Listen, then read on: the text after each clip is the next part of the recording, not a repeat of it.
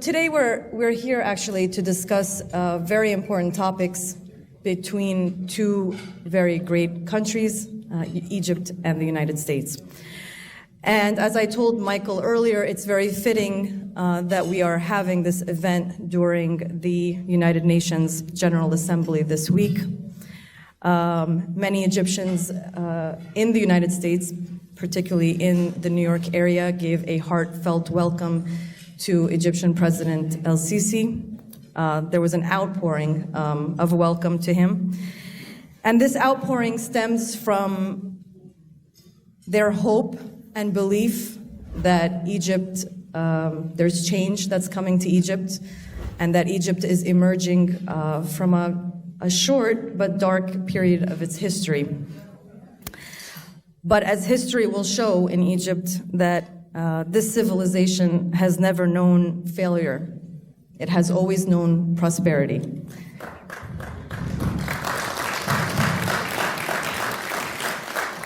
So while the world leaders are discussing, having political discussions this week across town, the purpose of tonight's event is to talk about economic and social issues that are dealing with Egypt, and to offer a platform for officials and prominent leaders to have discussions between the two countries. And American Pulse has offered that platform. It's an essential tool because it has open communications that didn't exist before. And tonight we will have these discussions and have interactive discussions between our speakers and members that are present today, and to have clear dialogue. And some of the problems that we face are the lot of the misconceptions, the miscommunications that are constantly happening in the United States and in Egypt. I'll speak personally. I'm an immigration attorney, born in the US, of Egyptian blood, proud of both countries tremendously. But I have faced challenges in my work as well, being that there have been these misconceptions and miscommunications. And there isn't a clear dialogue that is happening back and forth, and we need to change that. And I face these challenges, and like many of you in your employment, I take pride in both countries and trying to make it better. So I've encouraged a lot of Egyptian entrepreneurs to come to the United States and start businesses here in the United States. And I've also had communications with Egyptians who are here, successful Egyptians, and encourage them that they should give back to their homeland. And that's the purpose, part of the purpose of tonight's event. We have a very special program for you tonight.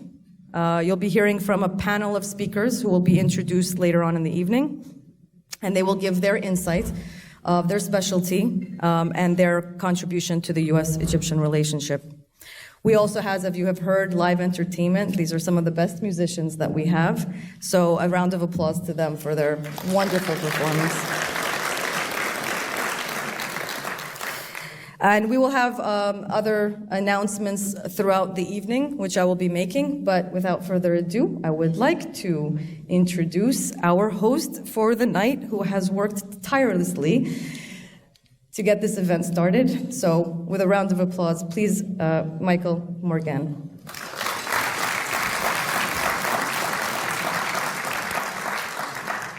Thank you, Anne. Thank you, everybody. I'll be very quick because I have much important people than I am ready to speak. So I just wanted to say thank you to everyone here. Before the end of the event, I was planning to thank everybody who worked and try to help this event to become the way it is. I'd like to thank the catering people. I'd like to thank Phoebe Mitri. I'd like to thank Anne Zaytoun to help a lot of people. I'm afraid that I'm missing anybody. But Tim McCarthy has been very helpful. I would like to thank personally the New York City Bar Association. one, for making this happen. Two, for allowing me to be a non-lawyer adjunct member of the MENA committee. I have enjoyed being a member here, and I really think there's a lot of work that we can do to make sure that two governments that I'm fond of, two countries that I love, Egypt and the US, become and continue to be in very good relationship. And we know, through history, a lot of things happened, and they always come back and work together for the stability of the Middle East, for the stability of a lot of other economics and trade. And I'll just let the experts talk about that. But I always mention that I am very loyal Egyptian, and I'm very thankful and loyal American, because America allowed me to become an immigrant that worked here for $4 an hour in the streets of New York, and today I am where I am. And I would love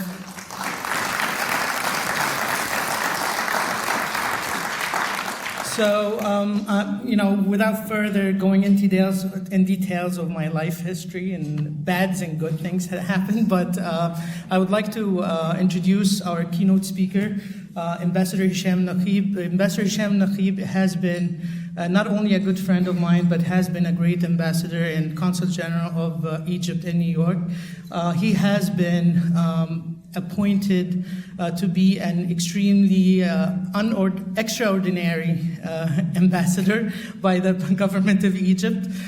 He had been actually a professor in public diplomacy, and he had been a consul general in many places in the US. So he's been here for almost 25 years, if I'm not mistaken, which really very rarely happened to a diplomat to stay in one country for that long. So I need to investigate that, Ambassador Hisham. So with further, he was actually supposed to be at the dinner with the president tonight, but since he was committed to this and he knew that you folks are going to be showing up, he made sure that he's here to address you and to be part of this great event. Ambassador Hisham Naqib.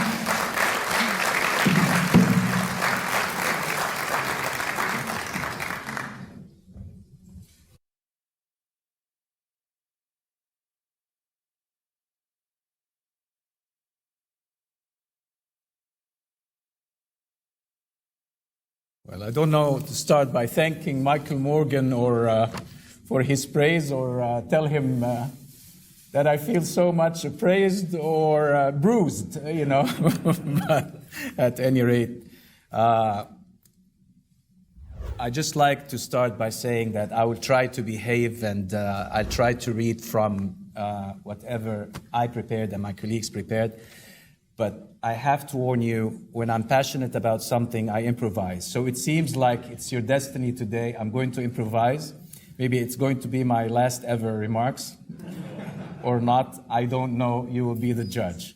So I have to start by really giving credits to my dear friend, Tim McCarthy. Thank you so much for hosting us tonight at the Bar Association. It's a great night. It's the night when President Sisi had just finished meeting with President Trump. It was a great, successful meeting. I think everybody had followed the news. One of the most successful bilateral meetings, reflective of the depth and the strength of this relationship. Michael Morgan.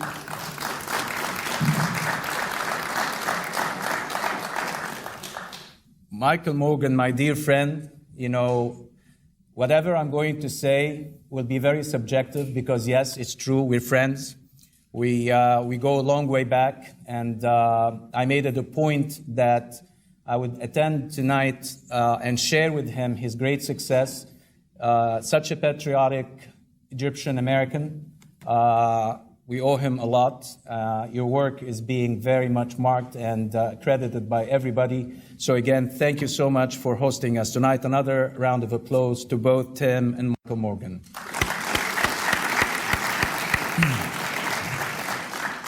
Well, distinguished guests, you're all my friends. So I would be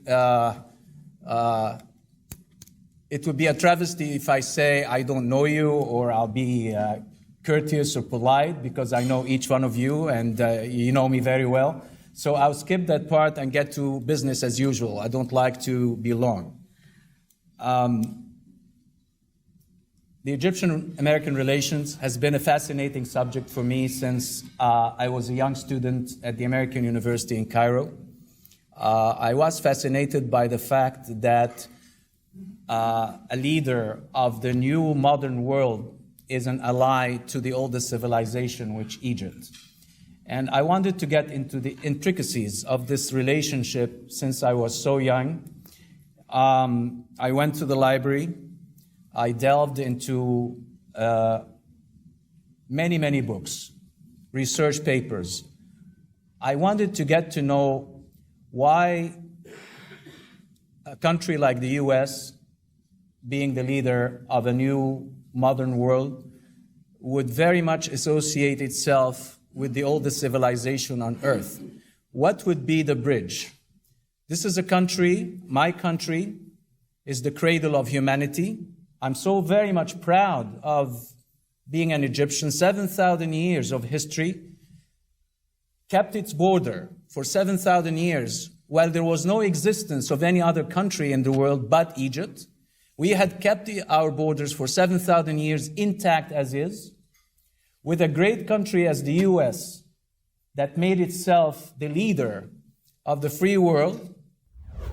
The country which we are in now is surrounded by the Atlantic, the Pacific, about 4,000 or 5,000 miles away from us. We're on the Mediterranean, yet we have a very close bridge of culture, thoughts, and as one of my great friends would always call it, seamless integration. So, well, I tried to see where this seamless integration is coming from. You know, I'm here, of course, talking among intellects, among people who know very well the relation. So I'm not going to try to lecture. I will forget I'm a professor, but I will try to approach from a different perspective, because who am I to talk with teachers of political science and intellect, great intellects as you are? I'm not here to preach choir. I'm not here to push against an open door.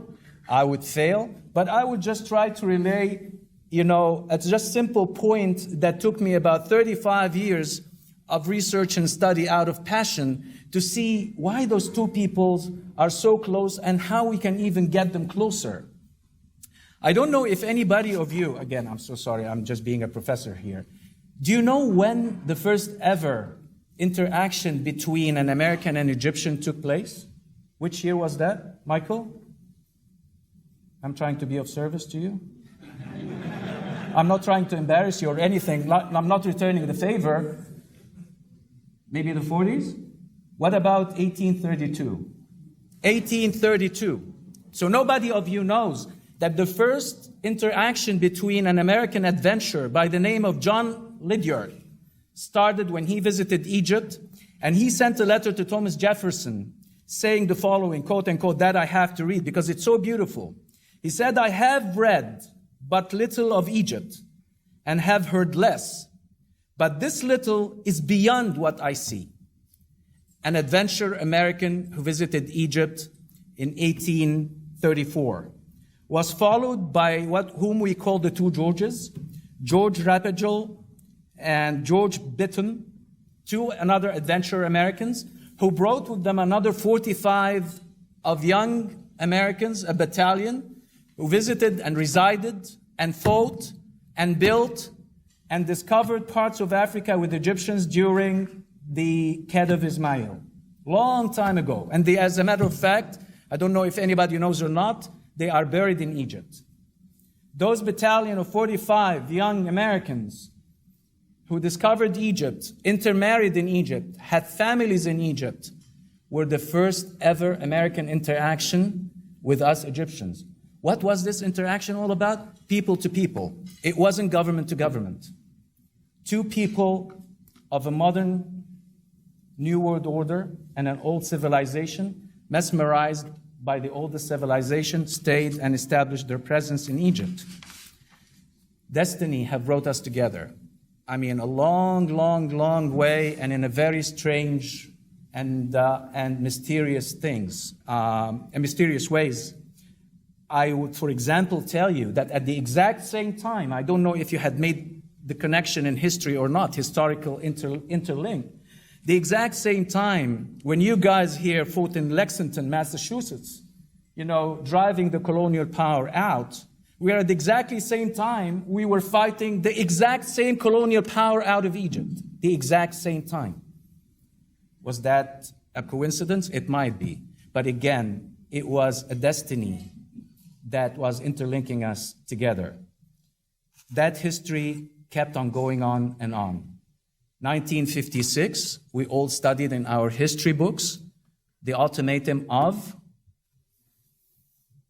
Eisenhower. Okay?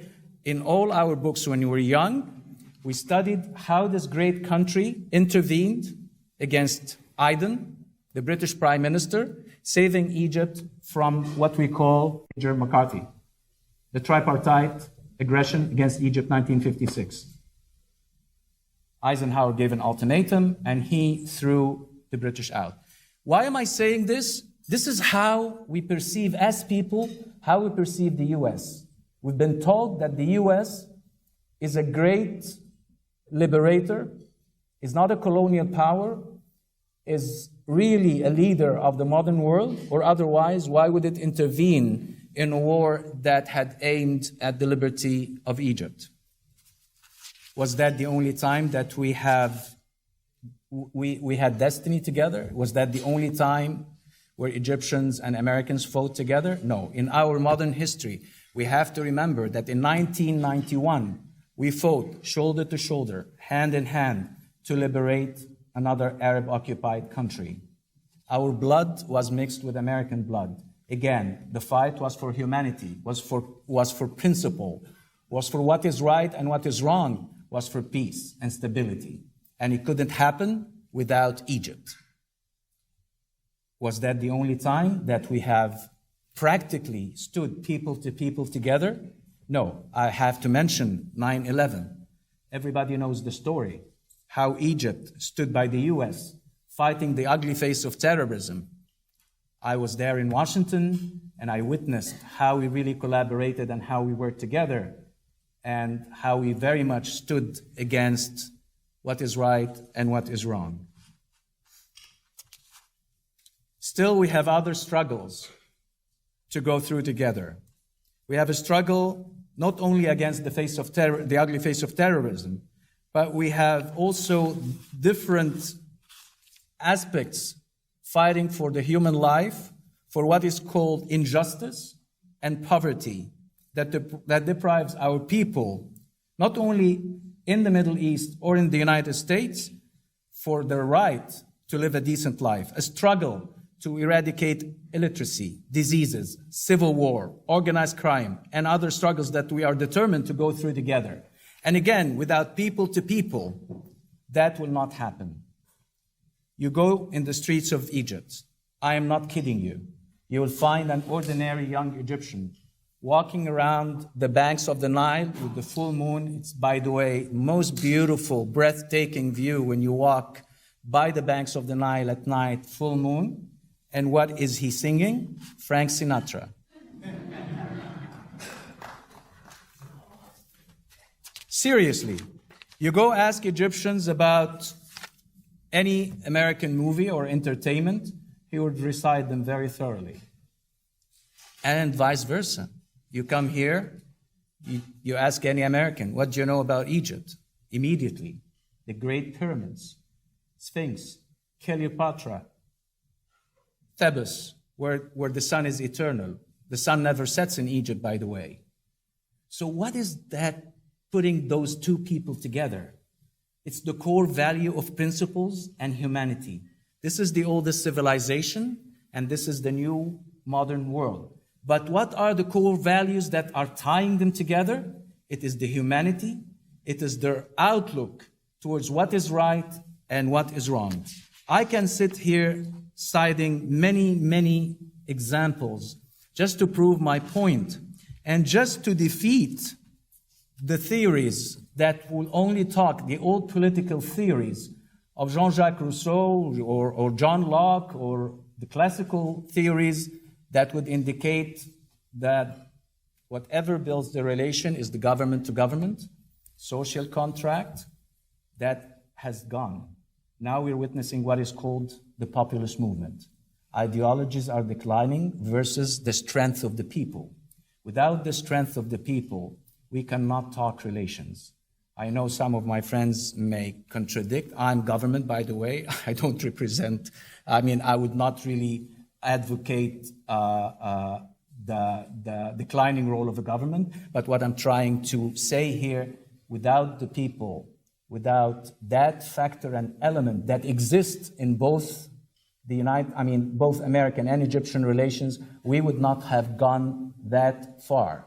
So I'm talking about a relation that is strongly based on very strong and solid core values, that no matter you come and tell me economic indicatives, you tell me investment, you tell me tourism, all that is well. All that represents an equation of a framework without which we cannot talk about a strong, solid relationship. And in my opinion, as a student of public diplomacy and as a professor of public diplomacy, without public diplomacy, without people to people that complements the work of a government, then we are talking about a vicious circle. We're talking about a relation that is based only on interest. And that is not the case when it comes to Egyptian-American bilateral relationship. I can come here, forgive me, Amr, my colleague, had really exerted a lot of effort putting me numbers, citing lots of numbers of how strong investment is in Egypt, of how many new cities that have been built in Egypt, the mega infrastructure, whether they are cities, whether they are in the field of agriculture, gas exploration, and all of what we had greatly discussed yesterday in the U.S.-Egyptian Business Council. That is, of course, so important, but that is not alone, or let's say, not the only factor that is reflective of our strong relationship. I don't want to take much of your time here because, as I say, don't you ever, by the way, give a diplomat a microphone. It will be so hard to take it away from me, but I will try to behave. What are you laughing about? We try to sound? Oh, well, my voice is so loud. Oh, but seriously, I would like to say that something from my heart. Egypt has been really an oasis of peace and stability for 6,000 years along a sea of turbulences in a region strived with challenges. Yet, Egypt will always be the backbone and the stabilizer of such a rich region in the world. And we have seen that, we know that without Egypt, many other things would have happened. And this is not the time to talk about it, but truly, my great country, my great country is the stabilizer and the backbone of the region. And I am not ashamed to say that. I am so proud. So I invite your wisdom and knowledge to look back to our history and past, and you will know how will you place your bets. When you would like to bet on the future in the region, you just have to read history. It won't take you long. This country had existed 6,000 years ago, and it still exists, and it will exist eternally before humanity. So be wise and be careful. You would like to bet? Bet on where history started and where history will be eternal. I have no doubt that any person with wisdom will bet on the land of Egypt, the land of eternal love, the land of the past and the future, the land of peace and humanity. This is proudly my country. This is Egypt. Thank you so much.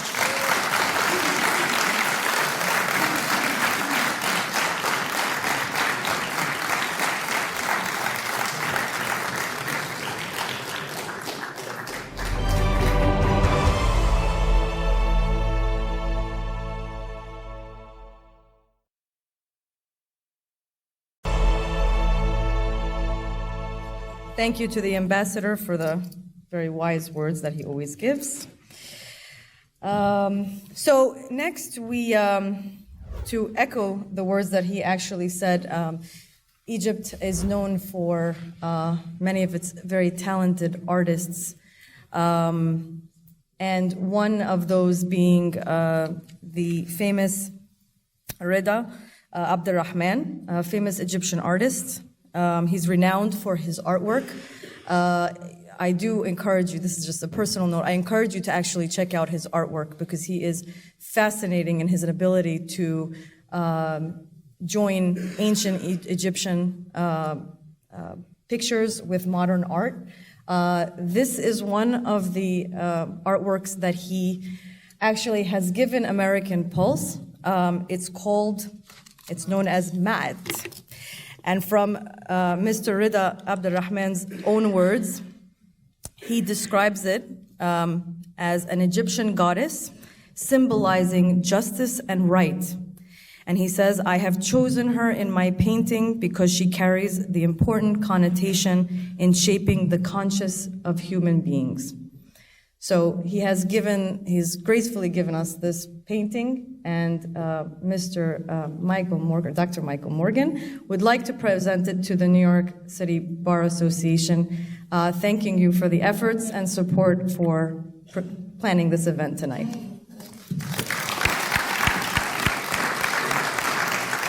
And I hope you can find a nice place in New York City Bar Association where you can put this beautiful piece of art. I'm confident that we can, and thank you very much.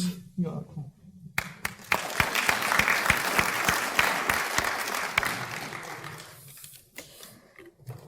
Okay, we will move on now to our panels of speakers. I would welcome our speakers to please join me on stage.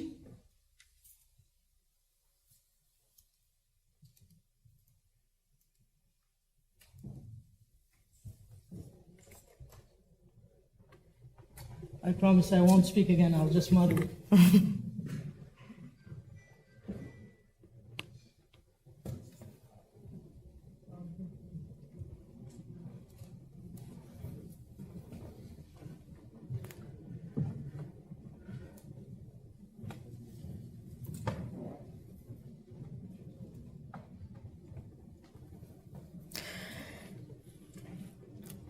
We will begin with Attorney Timothy McCarthy. He resolves disputes across a broad range of subject matter areas and jurisdictions and focuses on international disputes before American courts and international arbitral tribunals.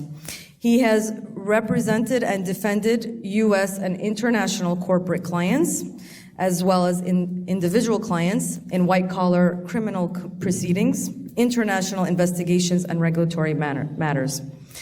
Tim has past experience as a corporate transactional attorney, including Islamic finance and ongoing experience with innovative dispute funding strategies. I will turn the mic over to him. Thank you so much. And thank you to all of you. I appreciate you being here this evening. It is an honor and a privilege to speak to this distinguished audience, in particular to speak on the implication of this dinner, and for the same reasons that His Excellency touched upon.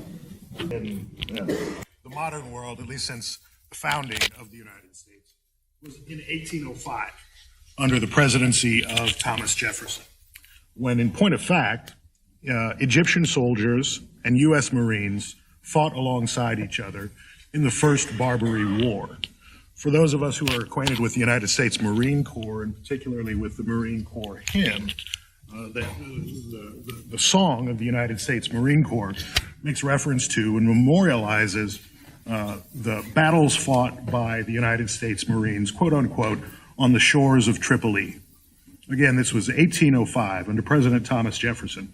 This was the first instance in which forces of the United States of America fought in a war an ocean away from our shores.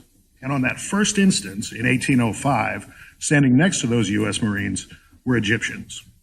This is a relationship that goes back essentially to the dawn of the American Republic itself.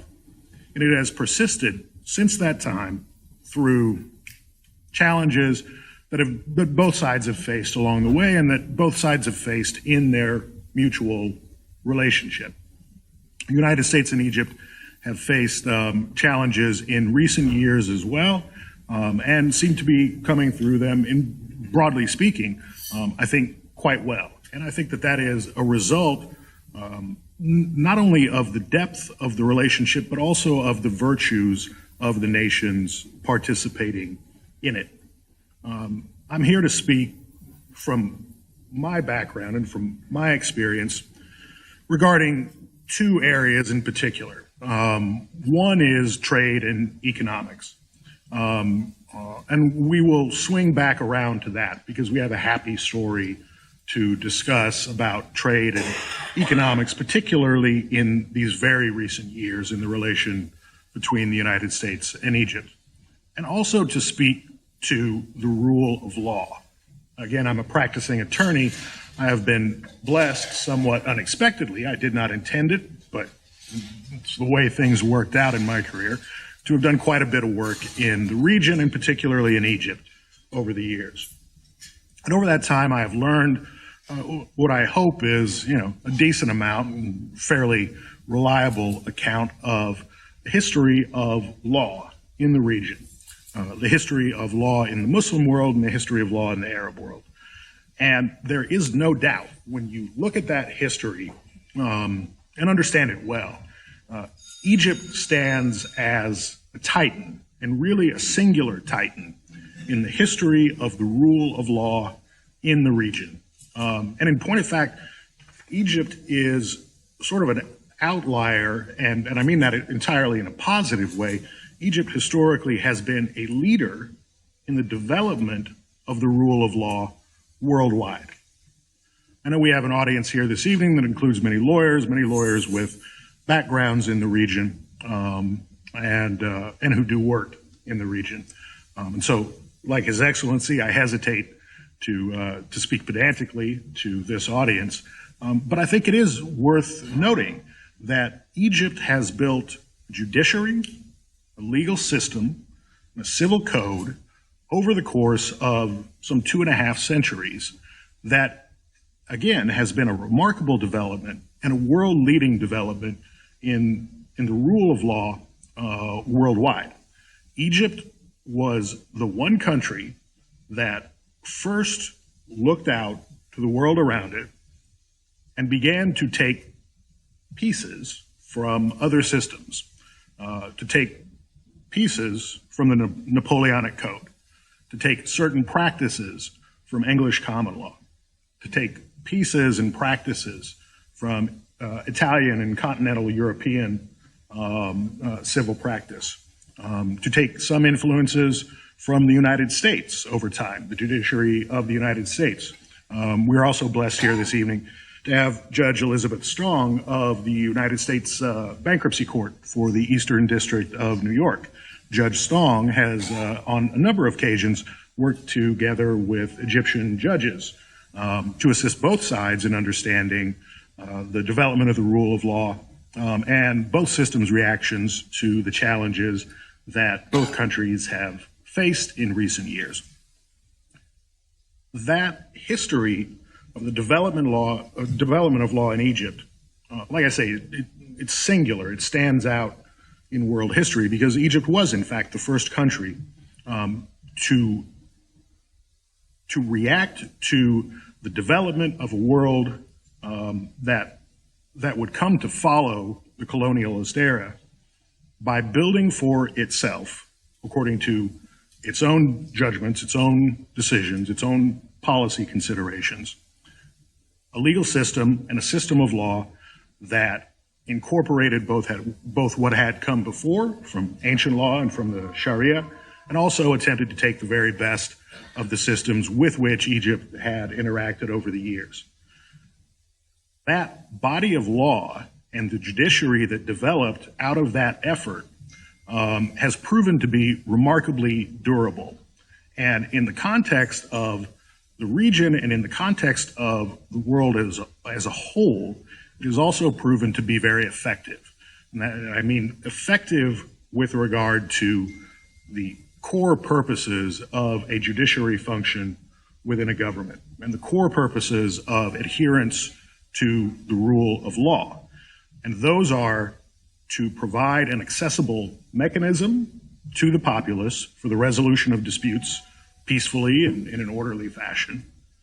And number two, by doing that, to provide the populace with a basis to understand, appreciate, and support the legitimacy of the government of which the judiciary is a part.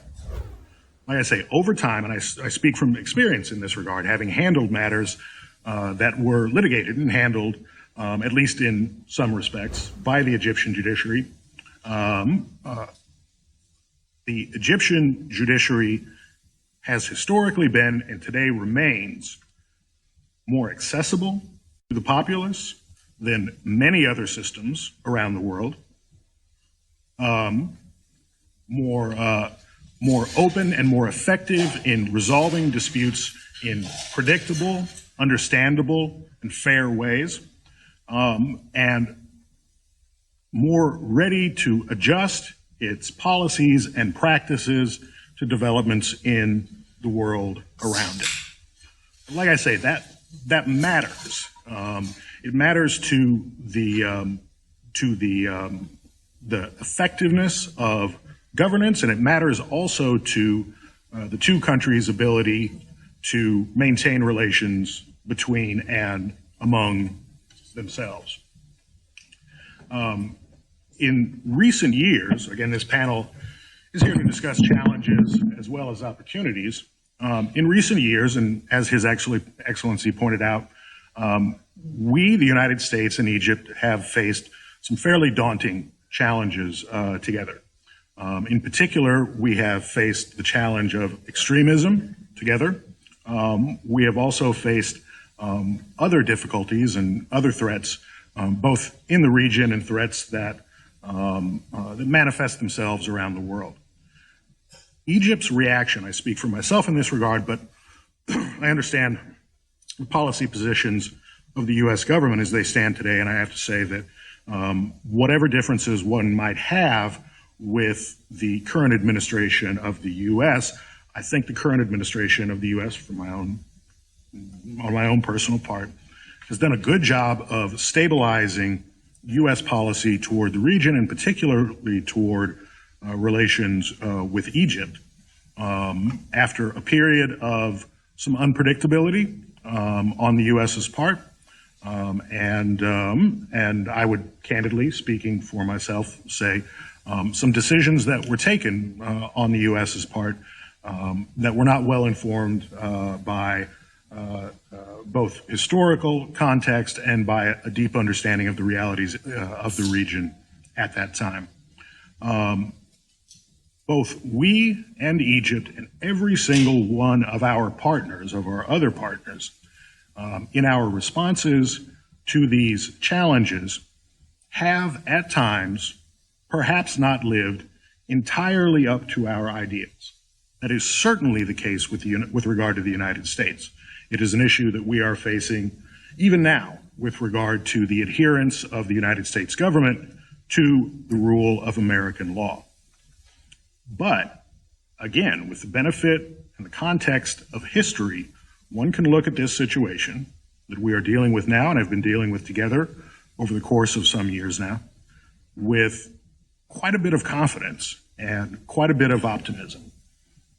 Egypt's response to the threats and challenges that Egypt has faced has been, in my personal opinion, heroic.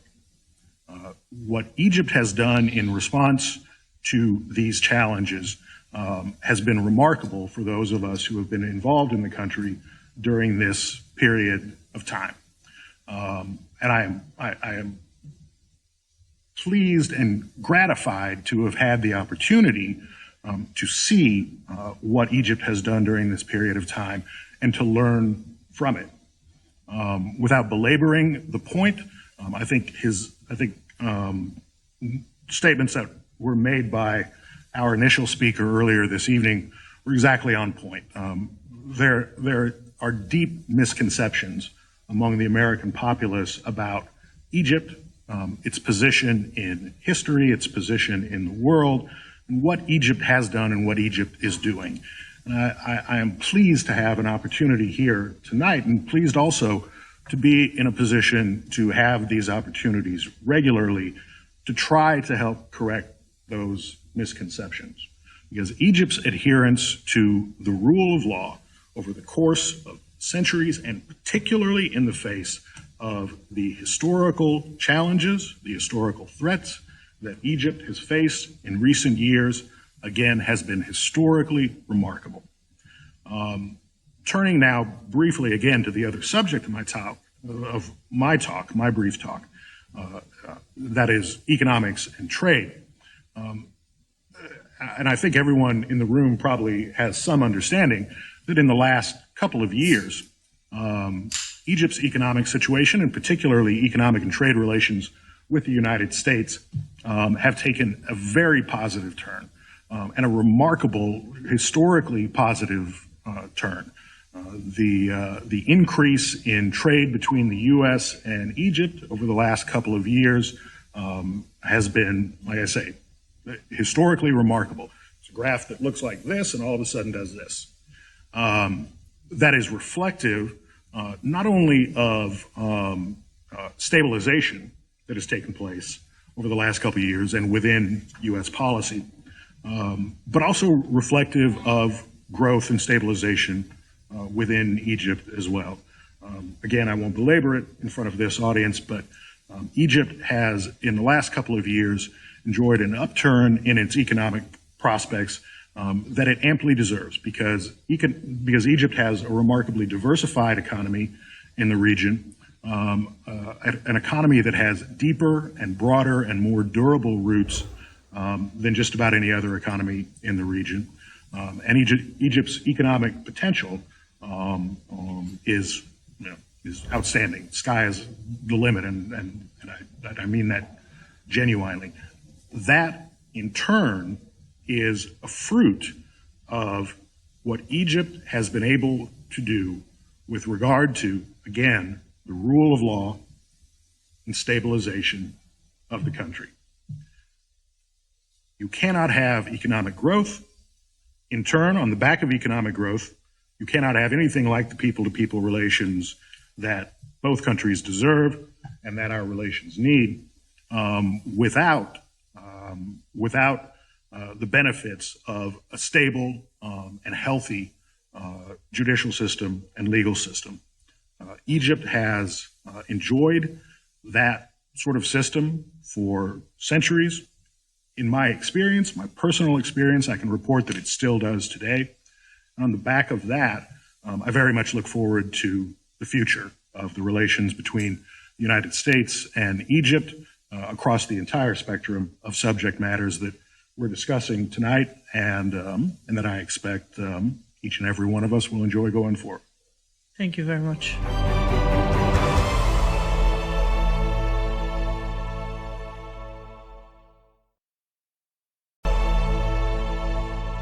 We'll now turn the mic to Dr. Sherif Camel.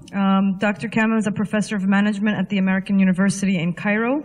Before joining the AUC, he served as director of the Regional IT Institute and managed the training department of the Cabinet of Egypt Information and Decision Support Center.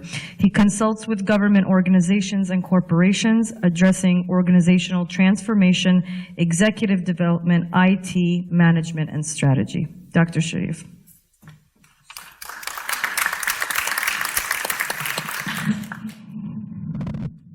Thank you. Ambassador Naqib earlier said that don't give a mic to a diplomat. Good luck with that when you give it to an academic. It's even worse. So thank you, Michael, and good evening, everyone. Distinguished guests, ladies and gentlemen, on behalf of the Board of Governors of the American Chamber of Commerce in Egypt, it's my sincere pleasure to be invited to contribute to this panel discussion organized jointly by American Pulse and the Middle East North Africa Affairs Committee of the New York City Bar Association. I'm truly delighted to have the opportunity to share with you some thoughts and highlights, as instructed by Michael, on the developments taking place in Egypt with a focus to a number of issues that are very close to my heart, and that includes primarily entrepreneurship and innovation and the field of education. But also, I will shed some highlights on the developments taking place in recent years on the economy in Egypt. But first, I want to emphasize that I stand before you here today on behalf of around 2,000 members representing 950 corporates that reflect the ecosystem of the American Chamber of Commerce in Egypt. In a truly special year for the Egypt-US multidimensional partnerships, where we celebrate and congratulate the US-Egypt Business Council, which also marked the beginning of a new phase in the relationship between the governments of Egypt and the United States, given the role played by government strategic and economic alliance between the two nations, and where AmCham Egypt, which I'm truly honored to represent, had long enjoyed an effective and rewarding collaborative partnership with the Council, as well as its counterpart in Egypt, the Egypt-US Business Council. But also another organization that I represent, where AUC celebrate this year 100 years of serving the Egypt and regional market as a higher education, English language, American accredited institution and center of intellectual, social and cultural life of the Arab world, and rooted in a liberal arts education, and continues to do so, and we look forward to our second century. In recent years, the largest business missions in the history of the Egypt-US bilateral relationship were organized on a regular basis. These visits to Egypt have been a statement to the commitment of the US private sector companies to the development and progress of Egypt's economy. And we look forward to the next visit, which is coming up later this year in November. Furthermore, yearly events in the US held on the margins of official presidential visits have become a tradition to meet with the leadership of US companies and discuss opportunities of mutual interest between the two nations, most recently yesterday, also attended by several cabinet ministers in Egypt, sharing the developments, the specific developments taking place in a number of sectors, including oil and gas, investment and international cooperation, health, and social solidarity. The role of AmCham Egypt, the US-Egypt Business Council, and the Egypt-US Business Council has never been more important in communicating the ongoing progress of Egypt's reform program and in sharing the private sector success stories, and also bringing to the attention of US investors and corporates the various opportunities available in the market in Egypt.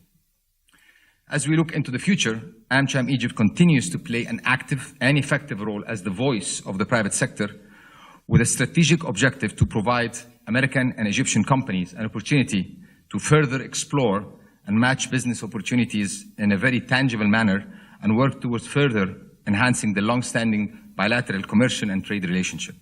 AmCham Egypt stands committed to continue to build bridges of understanding between our two respective nations.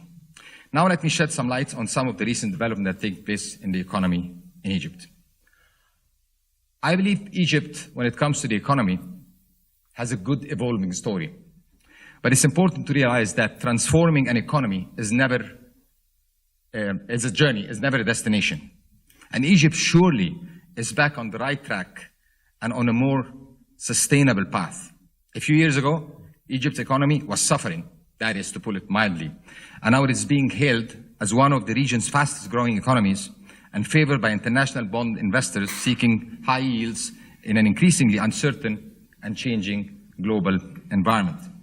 The change came as a result of a set of bold, tough economic reform decisions that was agreed with the IMF under the $12 billion loan deal, a move that former regimes in Egypt opted not to take. It is worth noting that Egypt has made investment in people as a top priority, as it believes that investing in its human capital, and I think Egypt was, for some reason, or God had a plan. You look at the region, to the left side there is oil, to the east side there is oil, even to the south they found oil, but not in Egypt. But we have the people, and I look at Egypt as, for Egypt, people as the oil of the 21st century. So investing in human capital for us is investing in the future. So part of Egypt's Vision 2030 which reads, Egypt will possess a competitive, balanced, and diversified economy dependent on innovation and knowledge, based on justice, social integrity, and engagement and participation, and are characterized by balanced ecological collaboration and investing in ingenuity of the nation's location and its wealth of human capital. And I think that point is key to achieve sustainable development and to improve the quality of life for all Egyptians. Accordingly, the country's ambitious economic reform program launched in 2014, which included the removal of energy subsidies, increasing the utility prices, the adoption of a flexible exchange rate, and the introduction of a new VAT tax, was coupled with efforts of scaling up social protection programs like safety net, aimed to mitigate the potential short-term impacts of the reforms on the most poor and vulnerable segment of Egypt's population. The efforts include expanding social safety coverage and increasing the amounts allowed on the food subsidy. Accordingly, in 2015, the Social Safety Net Program, which is called Takaful and Karama, which stands for Solidarity and Dignity. So the cash transfer program became amongst Egypt's largest investments in human capital. The program implemented so far has covered to date more than 3 million households, which amounts to roughly 16 to 17 million Egyptians. It is worth noting that economic growth accelerated to 5.6 in the fiscal year 18-19, the highest level since 2010. In addition, budget deficit, although still substantial, have been on a downward trajectory, reaching 8.2 of GDP as opposed to 12.2 3 years ago. Also, inflation has fallen down to 8.7 for the first time in 4 years. So all the numbers are going in the right direction. However, the challenge remains on how to turn this country's macroeconomic improvements to trickle down and reach the majority of the Egyptian people. So what is actually represents a challenge is a sustainable economic growth, employment opportunity to the 700,000 graduates who enter the labor market every year, and boost in foreign direct investment, which is relatively small compared to the oil and gas sector.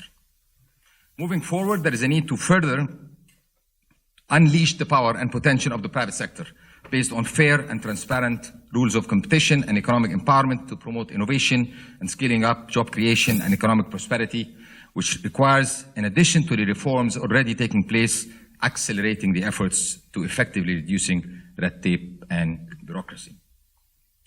Egypt ranked 68th in the Harvard Economic Complexity Index out of 133 countries. Compared to a decade ago, Egypt's economy improved 2 positions in the ranking. Egypt's improving complexity has been driven by the diversity of the economy. Accordingly, moving forward, Egypt is positioned to take advantage of many opportunities using its existing human capital skills and capacities, giving Egypt the advantage to capitalize on current reforms on a more accelerated path, and as a consequence, its economy is projected to grow rapidly according to that index and probably reaching 6.8% annually over the coming decade. So for now, Egypt's macroeconomic outlook is favorable. So building on Egypt's first generation of reforms, the second generation of reforms should focus on domestic competition, export competitiveness, and firm capability to facilitate a competitive and agile private sector in order to cement the hard-won benefits in stabilizing the economy, stabilizing the country at large, and to fast-track the ongoing reforms to unleash the economy's potential, making the private sector the engine of growth. Moving to education. You would probably expect me to be passionate about the subject given my background and where I work and what I do in life, but that's not just me. If you talk to any Egyptian, everybody will tell you education, education, education. That's the platform to move the country forward. It's the game changer that actually can transform the economy and make the economy robust, dynamic, and adaptive to the global changes that are taking place around us virtually every day. For decades in Egypt, we never ran out of sort of ideas or attempts, but for decades in Egypt, many studies were done on the education sector, but they were always done on a piecemeal, on a bit by bit, on a case by case. It was never done on a holistic approach. And that's exactly what is happening today. A few years ago, decision was made that it needs a radical change. The system itself is not fixable, so it needs to change right, left, and center. So what is needed was a holistic approach, but not just covering education, but education, lifelong learning, and something that we've neglected for a very long time, which is vocational training.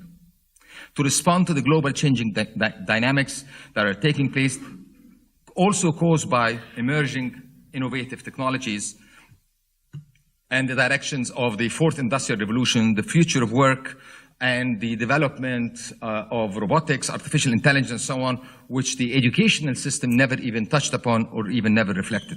These are the things that needs to change in the educational system. But it's not just that.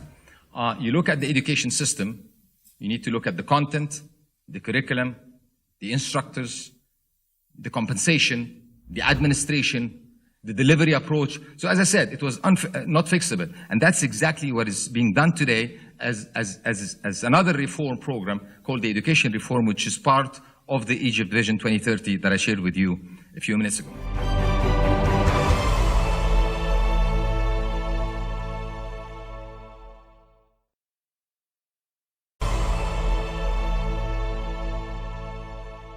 So today, in pre-university levels, I mean K-12, 21 million students, served by 1 million teachers, and helped by 1 million administrators. That's a country.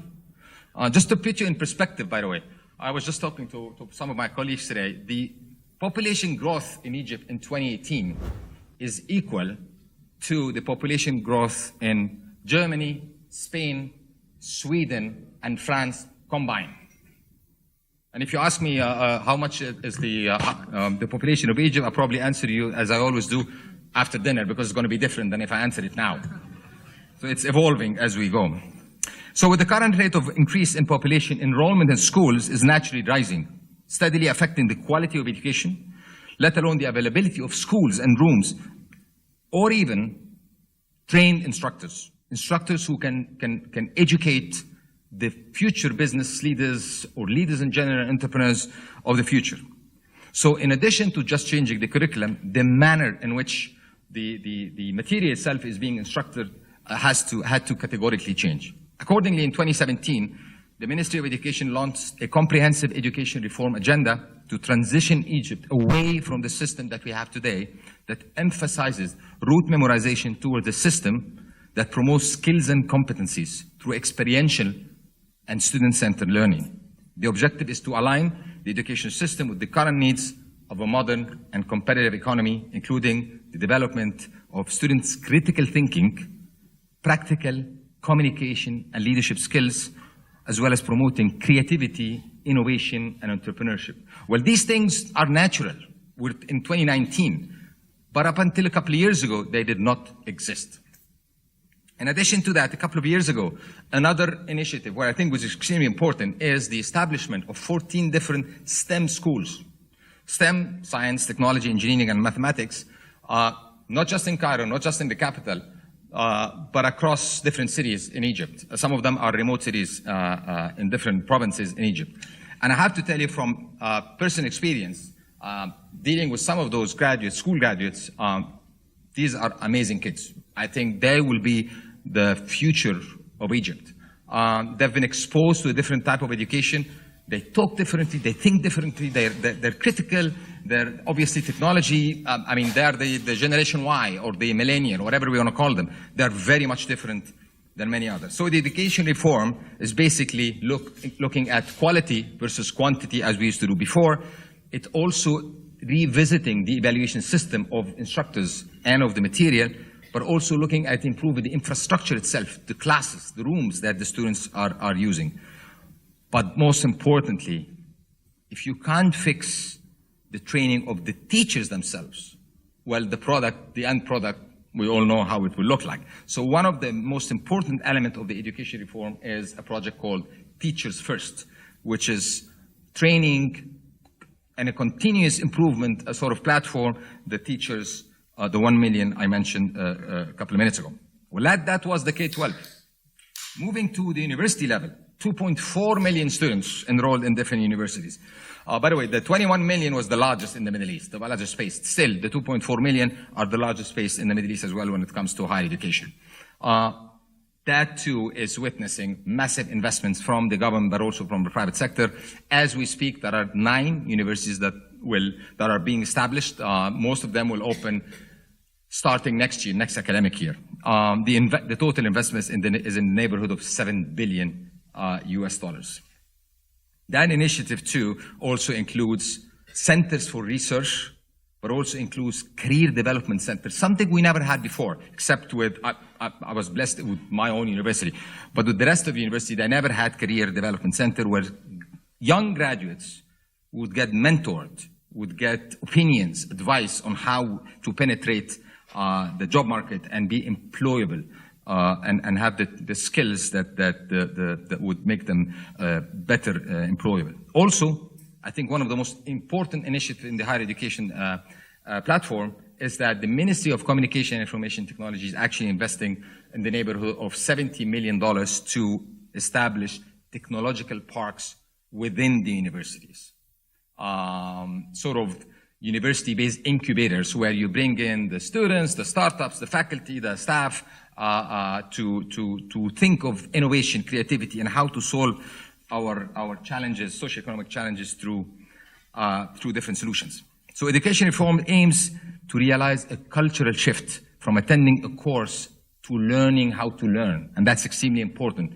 From being passive learners, just one talking to many, to progressive and active learners, sort of a debate. That will create an innovative society. Before moving to my last part, which is entrepreneurship, I want to just branch out and also give you an example I think was awesome.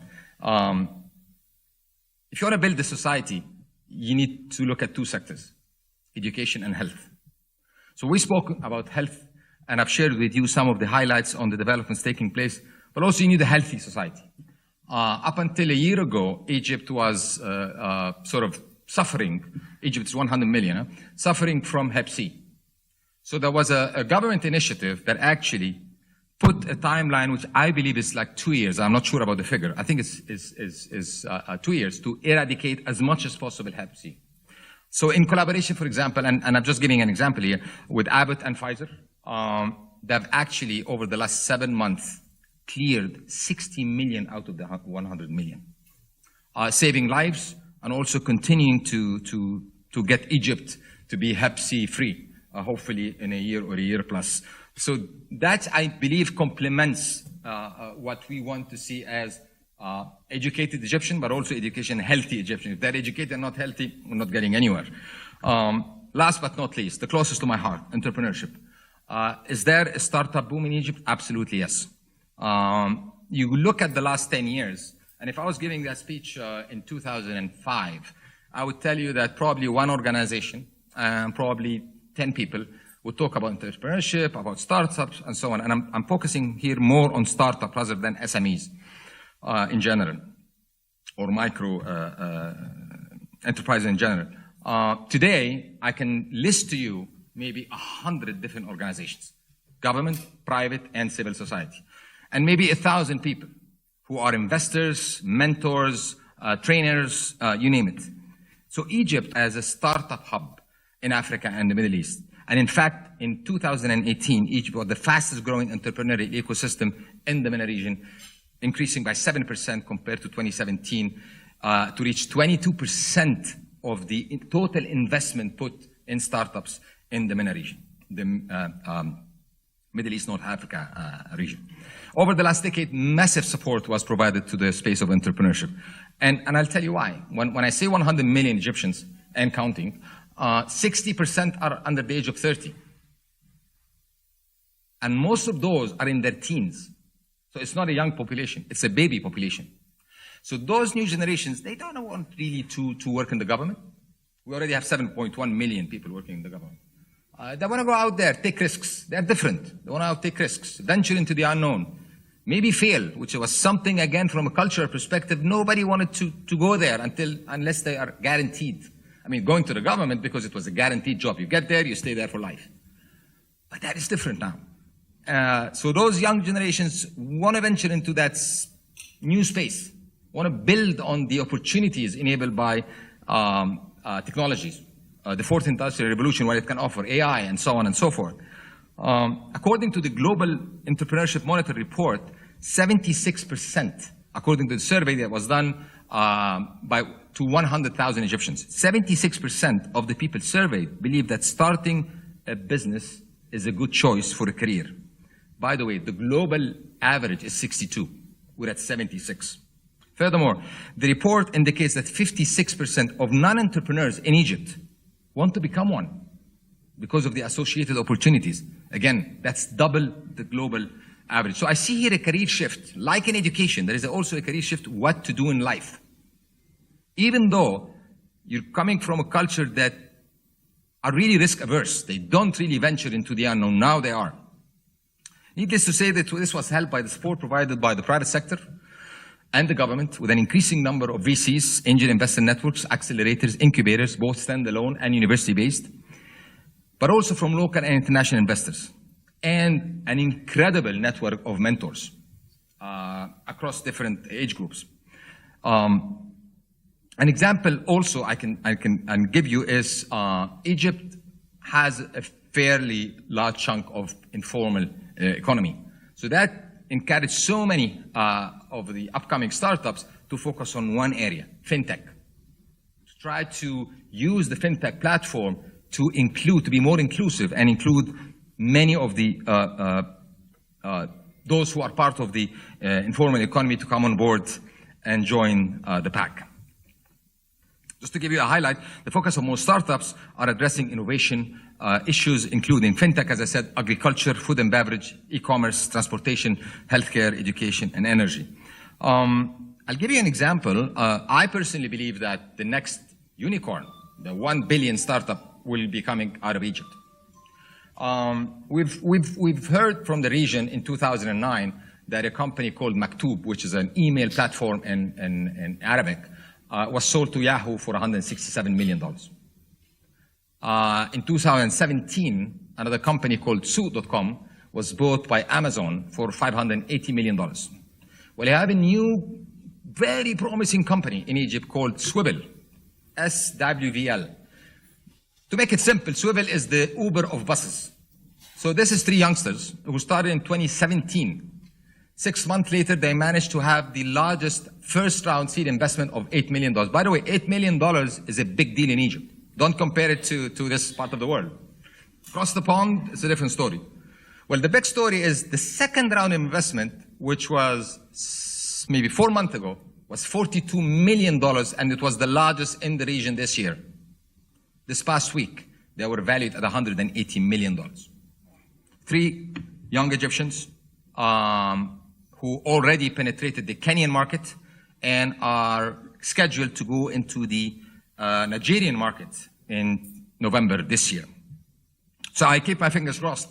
I think the next unicorn could be Swivel and could be coming out of Egypt, and that actually would represent a huge role model for other startups coming out of Egypt. Me personally, I think entrepreneurship is a key driver of economic growth in Egypt and around the world. And let me give you this. People talk about unemployment among men, especially women in Egypt, and so on and so forth. I can tell you that. You can check the numbers of startups in Egypt by women in early stage entrepreneurs. Believe it or not, the percentage of women having startups in Egypt triple the number of startups by women in Silicon Valley. But the perception sometimes is misleading. These are numbers, these are facts, published by the Global Entrepreneurship Monitor report, which is a global report. Every week in Egypt, every single week, there is either a demo day or a roundtable discussion to invest in new startups, or a training session, or sort of a mentorship session, and it's growing. I was privileged to be invited by President Obama back in 2010 in DC as part of the inauguration of the Global Entrepreneurship Summit. I was also privileged as part of the AUC to host the closing of that cycle in 2016 in Cairo in June. During that period, Egypt has gone a long way in the space of entrepreneurship. And I have to commend both the private sector and the government for putting together the investments, the platforms, the support, the mentorship, even facilitating many of the legal and the regulatory reform. We're still, I think, for a country of 100 million, we're still scratching the surface. There's a long way to go, but the room is there to use that platform to push the economy further, especially that 90% of the economy is based on SMEs. But that's a different sort of SMEs. So thinking big from the outset definitely helps the dissemination of an entrepreneurial culture, and for emerging economies such as Egypt, it could be the ideal transformational socio-economic platform. So finally, can Egypt be a startup nation? I strongly believe in it. From the theoretical and the academic to the practical and applied, a well-established entrepreneurial culture could be on its way to help Egypt economy in a more inclusive and impactful way, and could be the platform for a startup culture, a startup society, and a startup nation. So for Egypt, what is needed is the following: promoting an open, transformative, and dynamic entrepreneurial learning ecosystem that is adaptive, iterative, very importantly, government-led, only led, enabled, government-enabled, only enabled, innovation-inspired, private and industry sector supported and led, demand-driven, knowledge-based, and forward-looking. Thank you very much. Thank you very much, Dr. Sherif. Next we have Tess Davis. Tess is a lawyer and an archaeologist by training, is an executive director of Antiquities Coalition. Davis oversees the organization work to fight cultural racketeering worldwide, as well as its award-winning think tank in Washington. Welcome.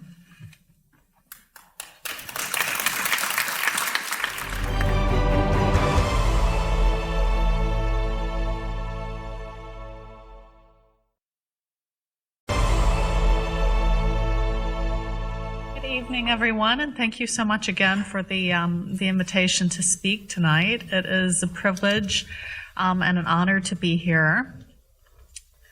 Excuse me one second while I get this going. Just have some.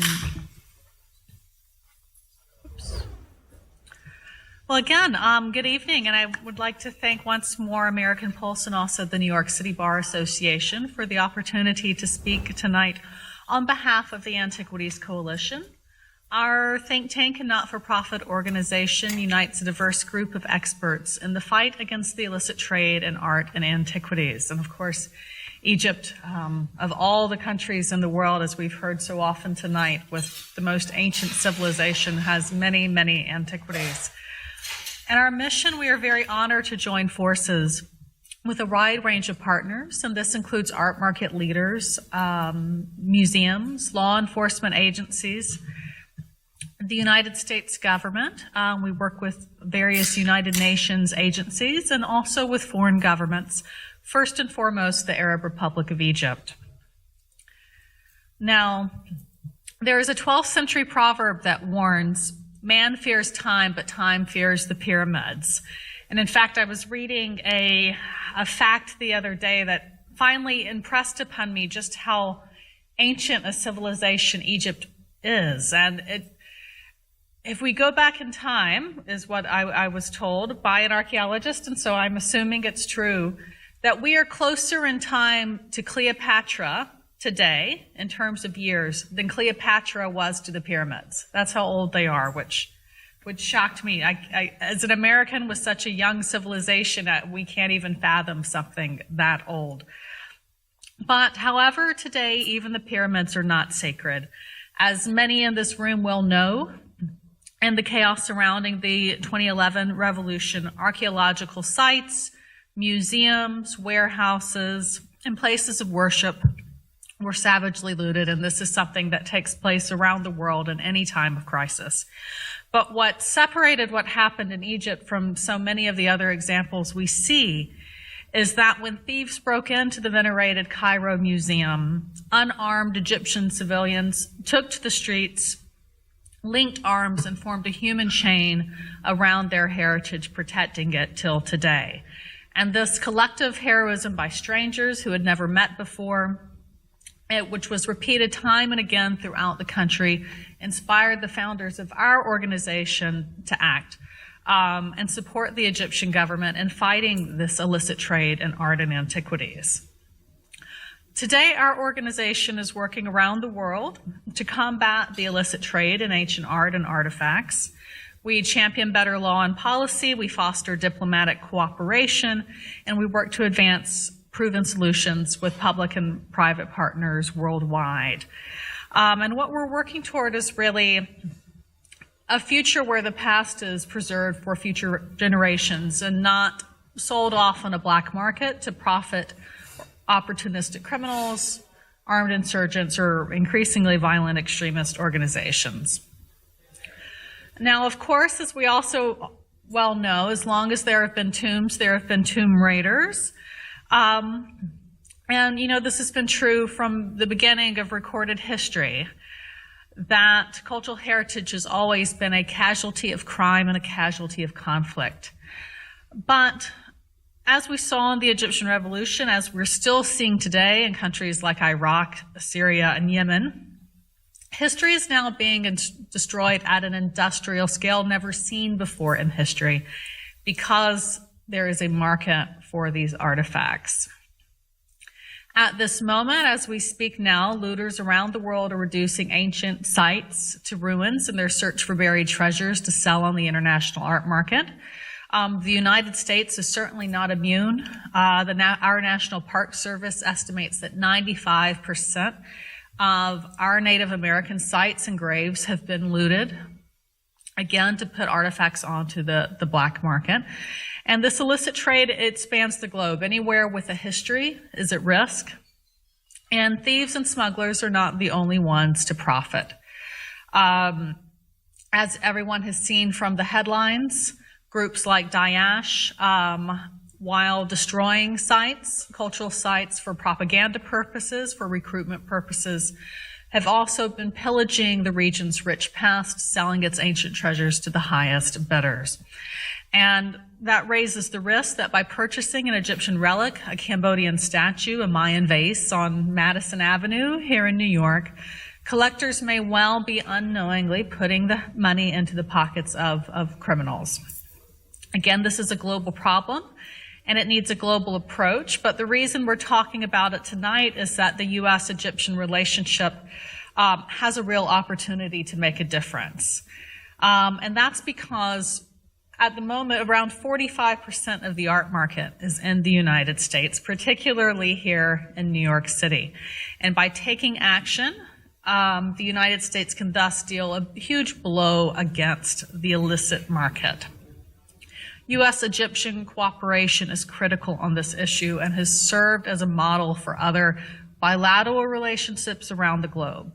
Our organization has been very honored to have a front row seat to these efforts that have been supported at the very highest levels in the Egyptian government, and also heroically by the UN mission here and also by the embassy in Washington, D.C. And I just wanted to highlight just one example of this relationship that's really served as a model throughout the region. And that's the bilateral agreement between the U.S. government and Egypt that was signed in November 2016 in Washington, D.C. And at that time, then Secretary of State John Kerry, Foreign Minister Sameh Shoukry, signed what was the first memoranda of understanding between the United States and an Arab nation on cultural heritage cooperation. And this bilateral agreement, what it does is it restricts the illicit import of Egyptian cultural property into the United States while encouraging responsible cultural exchange, because of course we want more cultural exchanges. It's not an agreement to stop the legal trade in art, it's to increase the legal while stopping the illegal.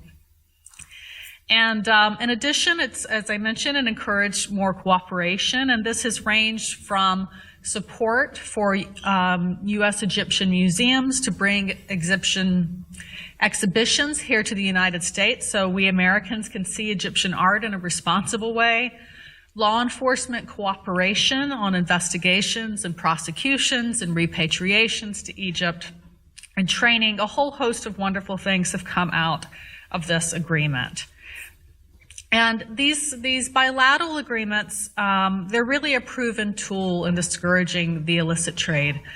And they benefit all parties. Again, the restriction of imports into the United States, since we're the largest market in the world for art, both licit and unfortunately illicit, deals a strong blow against the entire global black market. And from the U.S. perspective, these agreements are also important for decreasing criminal activity and also strengthening relationships with our key allies like Egypt. As Secretary Kerry stated at the signing ceremony, he said, "I think it's a good moment for Egypt, the United States, for the region, for us to make clear that these antiquities are priceless treasures that do not belong to traffickers and crooks and should not be sold illegally and bought by wealthy people to hide away somewhere. They are the antiquities that belong to the world, that have been protected and should be protected by an old civilization." And so I think this is a great step forward.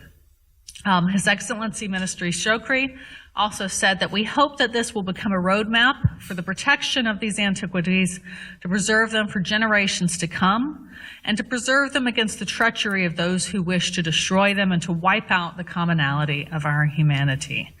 And indeed, this has become a roadmap for the region. As I mentioned, this agreement was the first such agreement between the United States and any Arab nation, but it is not the last.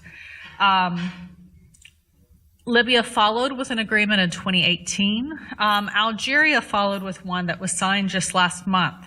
And we are told that no fewer than 8 other countries from the Middle East and North Africa are pursuing agreements right now, which we attribute to Egypt taking this first step and the leadership that it showed on this issue. This cooperation is leading to other results, not just as it is inspiring other countries throughout the Middle East and North Africa, and indeed the world. In fact, just as an aside, I've worked very closely with the royal government of Cambodia, and they have looked very strongly to Egypt's examples as they've been pursuing their own policy in this area. But it's also leading to concrete action, like the pictures you see here, of Egyptian cultural property being returned home to where it belongs. For example, earlier this year, the Metropolitan Museum of Art announced it was returning a 1st century BC gold coffin, which it turned out was looted during the Arab Spring, and yet nonetheless showed up here in New York at the very heights of our art market. And to the Met's credit, they are doing the right thing and sending it back. But there's been other examples as well, and hopefully many others to follow, which again serve as an important model for the region. So thank you for your time. Thank you for letting us share this area. I know it's a different matter. It deals with trade, but trade of a different sort. But I encourage you, if you're interested, to visit our website for more information. And thank you again for your time. Thank you very much. I actually witnessed myself a year ago, and I think this month also, the return of certain ancient Egyptian pieces by the U.S. government. And I think the U.S. government had made so many attempts in that matter. So I would like to thank the efforts of the consulate and Consul General Ambassador Hisham Nakib and the DA office of New York. They have been a great help in trying to return those to Egypt.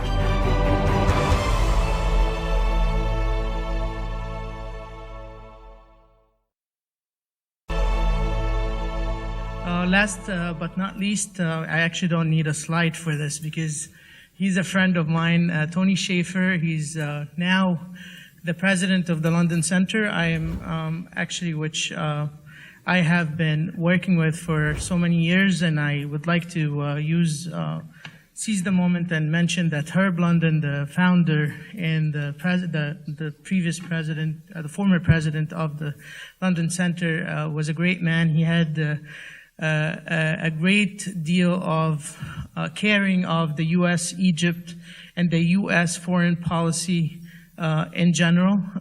He's worked so hard over the last 5 years. Unfortunately, we lost him last year, but Tony, who was the vice president at the time, took over. I'm happy that Tony is the current president of the center. Tony had extensive experience in the policy and the foreign policy and the policy research, and he's been a retired lieutenant colonel for the CIA. And I will leave the floor to Tony. Thank you, Michael. Yeah, Michael's one of our senior fellows, and it's been an honor working with him all these years. So, Ambassador, Your Honor, I thank you all for being here tonight. Appreciate your gracious words. Look forward to continuing to work with you. Speaking, I guess I'm around lawyers, so while I am not a lawyer, I did play one in front of the Iowa Supreme Court back in 1986, where we actually, my university, Rice State University, beat Northwestern University in a mock trial case. So I have that going for me. So my first act with the London Center was to go to Egypt back in December of 2013. My friend and mentor, Bud McFarlane, led a delegation.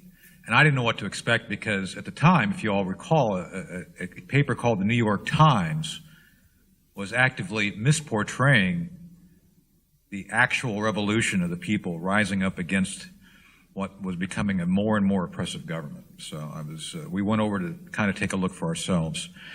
And I want to go through some of the things I learned, and the ambassador's going to hear my stories again a little bit, so I'll be brief as I go through them. But I think it's pertinent to illustrate where we are at and where we're at now and where I think we all want to go.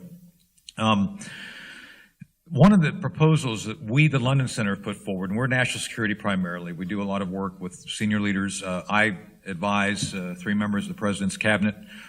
Full disclosure, I'm a Trump 2020 advisor. I advise the President's campaign in a separate hat, so just be aware of that as I say things. Thank you.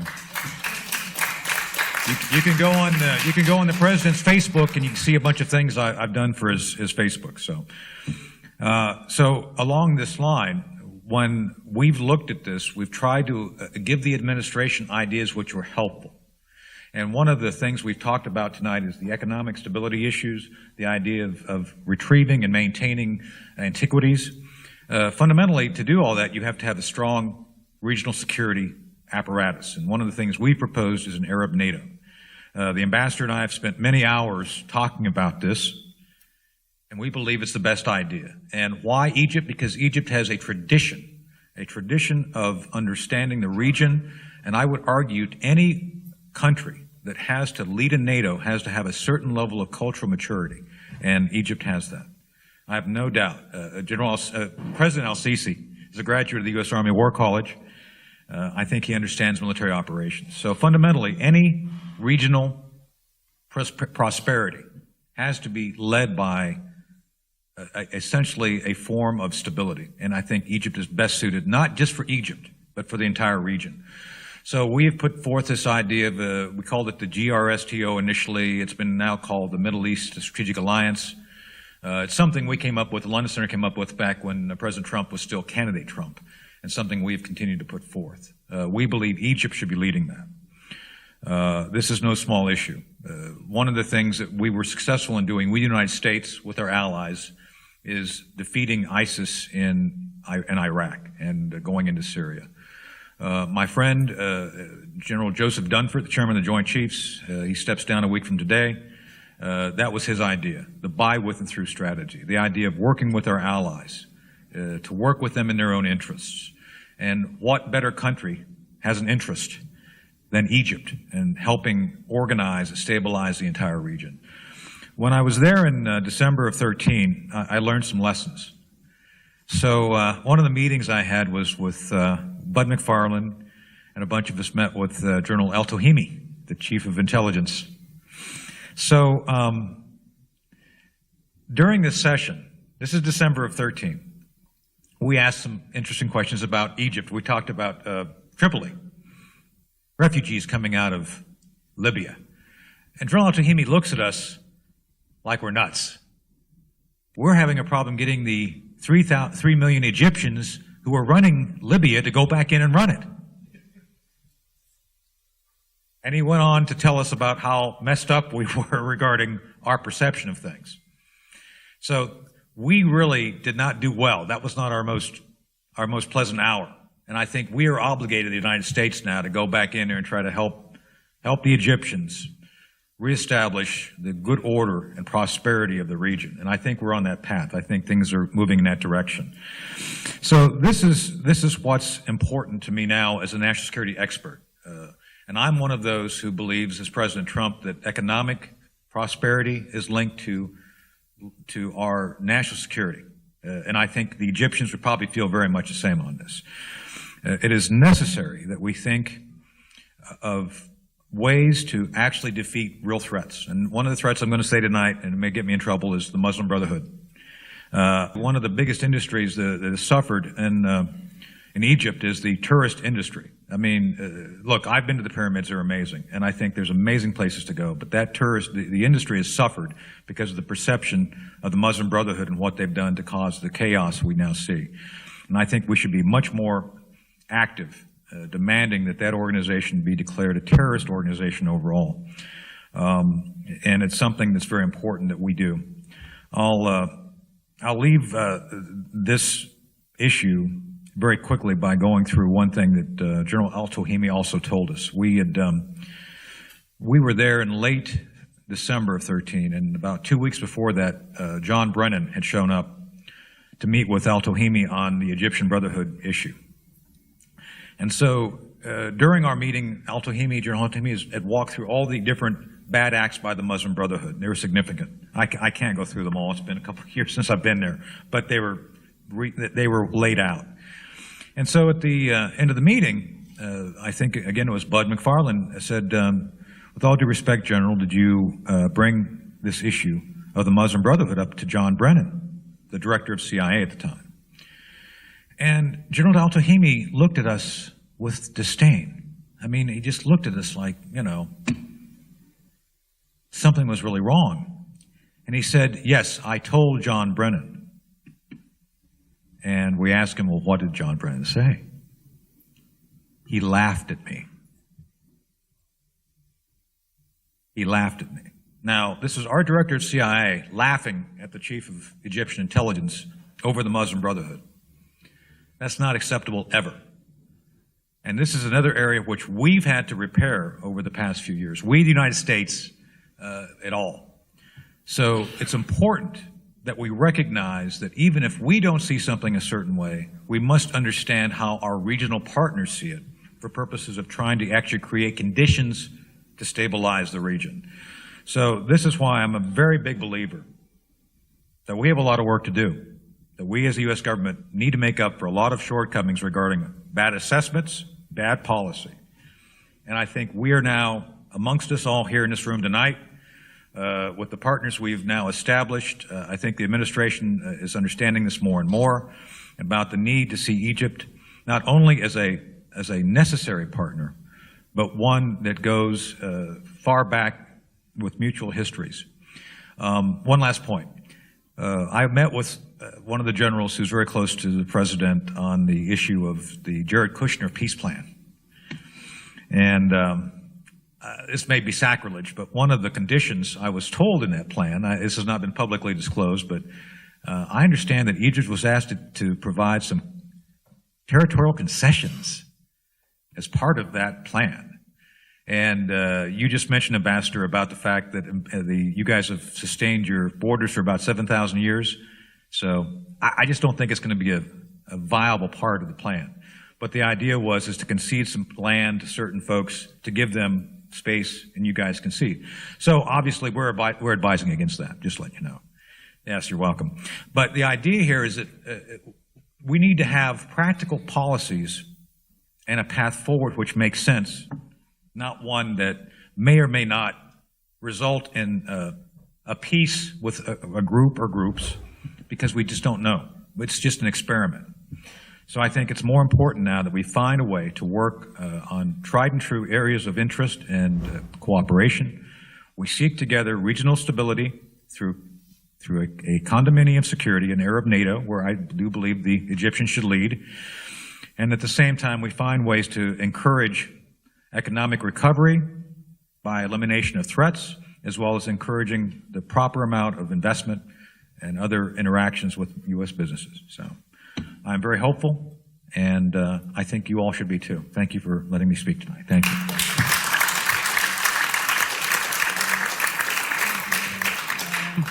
Thank you very much, everybody. I don't know if Ambassador Hisham wanted to.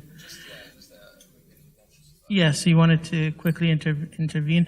Ambassador Hisham, I actually remembered when you asked me when was the first time U.S. and Egypt had a relationship, and I think I want to change my answer. That's not. I think it was 20 years ago when I landed to New York. That's a good one. No. I just wanted to have a quick comment on a great panel, very educational, really. I mean, with great humility, I added up to my dictionary a lot of ideas and a very wide projection of the overall relationship. It started with you, Timothy, with the importance of our judicial and how reflective it is of our policy. And then, of course, we went through my dear friend, Dr. Sherif, another great AUCN like myself, of how he's optimistic and how the entrepreneurship in Egypt would really lead the way. Education, of course, is of a great importance. Tess, you went through our cooperation, and you fell short of telling everybody that after tomorrow we're going, in a great celebration, retrieving the big Tut Ankh sarcophagus. Coffin of Negman. A great sarcophagus that was looted from Egypt, and that is again reflective of this great relationship. I mean, thanks to the Office of the Attorney General, Vance, and you and everybody, we are going to get a great celebration, retrieving this back to Egypt, again, bringing humanity, sharing the common values of our heritage. Of course, when it comes to Tony Schaefer, you know how much I love you, man. I mean, we've been together through a lot of things. I love your way of looking at Egypt. It gives us great confidence. It gives us, a great outlook at things. And your aspiration and hope to do something solid on the ground, that's what I like about you. You're practical. You're not theoretical. You're just, go for it. We're backing you up, and whatever you need, then we have to go back and work on it. Timothy, I am so sorry. I beg to disagree with you. The first relationship with Egypt has not started in 1805. As a matter of fact, I was praying to God that you would not have mentioned that, because this is another colonial way of looking at the United States. We don't like to look at it that way. It's called the Barbary War. That's what you were referring to. Yes, sir? Okay, the Barbary War, what happened is that they have looted an American ship. Americans weren't very nervous. They came back, they hired Egyptians, you work with the Swedish, by the way, and then it was a big war in Tripoli. No, we don't like to look at this as the beginning of the relation. We would like to look at those 45 American adventurers who went to Egypt and discovered Africa, intermarried, and helped life. That's how we like to look at it. Thank you. All right, thank you, everybody. I think it's enough of speeches and talks, and let's have some interesting things going on. And I would like to thank everybody on the panel for their speeches, and Anne will take it from here. I think our panel deserves a round of applause for their amazing speeches.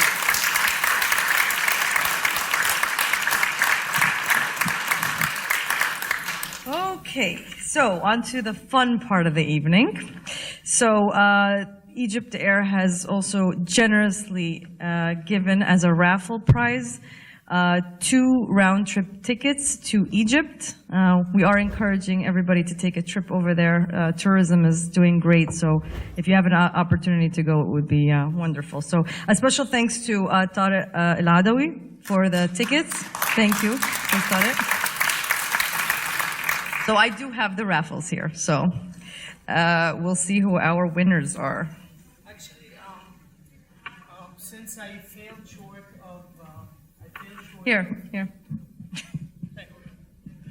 Since I failed from introducing artist Dr. Rida Abdurrahman, who had given us this beautiful piece of art, I think it would be good if you pick the raffle this time for the Egypt Air ticket.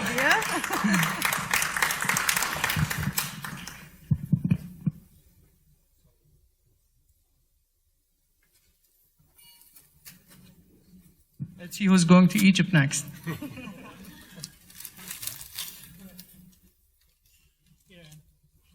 Does everybody have their raffle tickets out?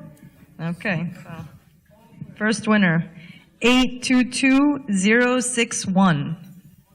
822061. No winner. I hope they didn't leave. So we forfeit? Okay. All right. Is that? No? Okay, so I'm picking the second one? How about we'll let Tess do it? Okay.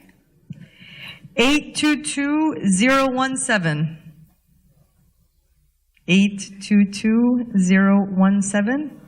There's got to be a winner. Yes? All right.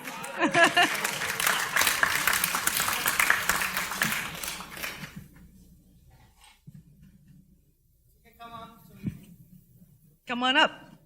Claim your prize.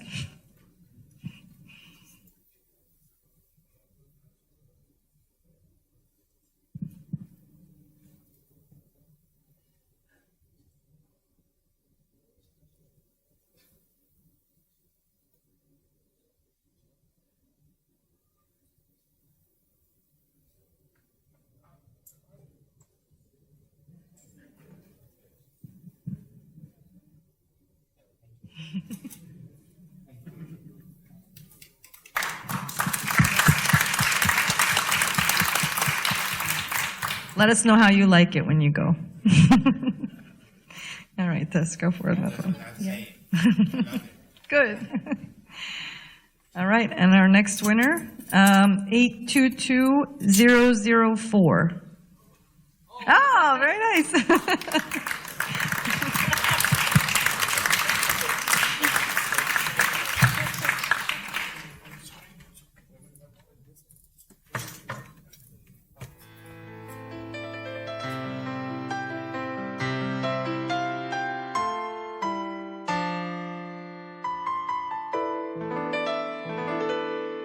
جوا منك حلم ممكن يبقى مش باين قوي، وانت تايه بين حاجات وعايشها بدماغ فهلاوي، عايش بتلعن في الظروف مع ناس هدفها تكون كده، ناس قصدها تبقى موقفاك، مش عايزة تبقى في يوم قوي. شوف واقرا في كتاب التاريخ، عمرك ما كنت في يوم غبي، ده انت اللي علمت البشر. شوف عاش في أرضك كام نبي، في ناس بتكره لو تفكر، نفسهم فكرك يقف، عقدة خواجة بيخلقوها وبيبهروك بالأجنبي. الحكاية مش بلون وشكل وهدوم، الحكاية إنك قوي رغم الهموم.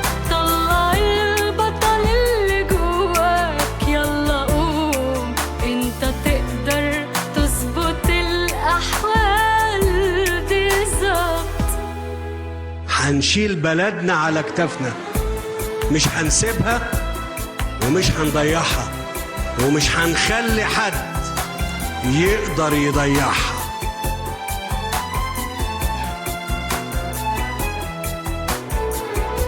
بالنكتة بنقابل ظروف من غيرها كنا هنتعسر، والطيبة فينا مقصلة وعادات لا يمكن تتكسر. بيحاولوا دايما يقتلوا الحاجة اللي تميزك. شوف كم سنة من الاحتلال وانت اللي طبعك ينتصر. بيفرقونا في الظروف والناس بقت متعودة